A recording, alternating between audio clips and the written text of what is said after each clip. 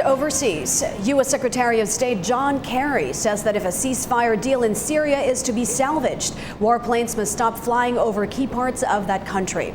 His comments came Wednesday during a high-level meeting of the United Nations Security Council. More from VOA's Margaret Bashir.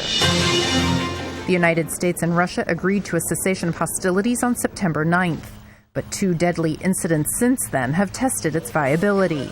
So I believe that to restore credibility to the process, we must move forward to try to immediately ground all aircraft flying in those key areas in order to de-escalate the situation and give a chance for humanitarian assistance to flow unimpeded.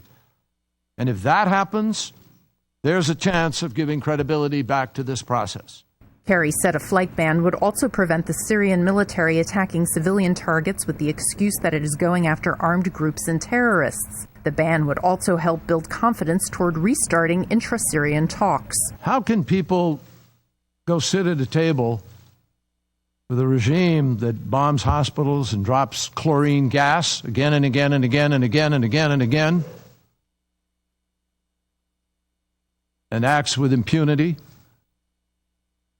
You're supposed to sit there and have happy talk in Geneva under those circumstances when you've signed up to a ceasefire and you don't adhere to it? His Russian counterpart, Sergei Lavrov, told the council that there are different versions of what happened to an aid convoy near Aleppo on Monday that resulted in 20 deaths. We insist on a very thorough and impartial investigation of the attack on the humanitarian convoy. Britain's Foreign Secretary Boris Johnson told reporters it is too soon to say conclusively who carried out the attack, but that there are strong indications it was Russia. Johnson said only Russia and Syria were flying in that area and that Britain has doubts that the Syrians are capable of flying at night. With 5 French aid workers killed near Aleppo, Syria on Wednesday and 20 people killed during an airstrike on an aid convoy earlier this week, many are wondering why humanitarian workers appear to be targeted in the war-torn country. As VOA's Jeff Swickard reports, the carnage is part of a complex battle for control over what was once Syria's industrial center. Witnesses said the strikes that hit aid workers came from the air and happened just a week after a U.S.-Russia brokered ceasefire was implemented, though it had begun to unravel. The attack that killed 20 people Monday near Aleppo forced the UN to suspend all humanitarian operations in Syria. As an immediate security measure, other convoy movements in Syria have been suspended for the time being, pending further assessment of the security situation. However, we remain committed to stay and deliver to everybody in need.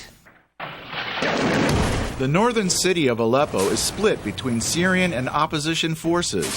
The Syrian government's strategy is to besiege eastern Aleppo and starve out the 200,000 people that are estimated to be trapped there.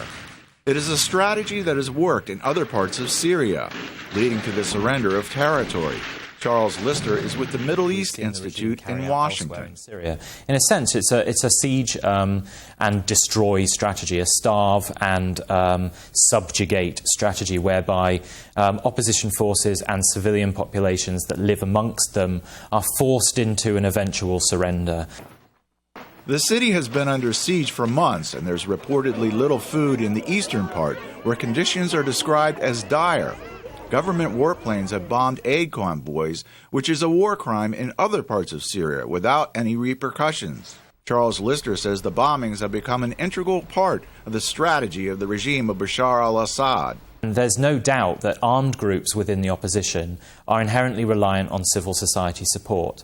But when civil society finds itself starving for such a significant period of time, whilst also being bombarded every hour of the day, there comes a point where populations start to feel like this conflict isn't worth supporting anymore. Lister says the steady degradation of the ceasefire proves Moscow has little sway over the Assad regime. The chances of food aid getting through anytime soon are slim.